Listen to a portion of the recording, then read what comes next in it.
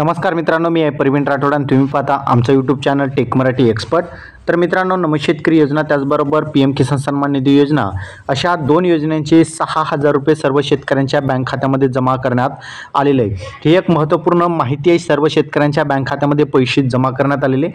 पंतप्रधान नरेंद्र मोदी यवतमाळमधून हे पैसे जे ट्रान्सफर करण्यात आलेले 16व्या हप्त्याबरोबरच नमशेतकरी महासन्मान निधी योजनेचा दुसरा हप्ता त्याचबरोबर नमशेतकरी योजनेचा तिसरा हप्ता असे एकूण 6,000 रुपये जे सर्व शेतकऱ्यांच्या बँक खात्यामध्ये जमा करण्यात आलेल्याची माहिती पंतप्रधान कडून या ठिकाणी मिळालेले मुख्यमंत्री एकनाथ शिंदे यांच्या ट्विटर हँडलवर असेल किंवा व्हॉट्सअप ग्रुप असेल किंवा फेसबुकवर असेल, या ठिकाणी त्यांनी ही माहिती दिलेली आहे। बघू शकता तुम्ही महाराष्ट्रातील विविध महत्त्वाकांक्षी प्रकल्पांना सुद्धा या ठिकाणी शुभारंभ करण्यात आलेला असल्याची माहिती सुद्धा दिलेली आहे।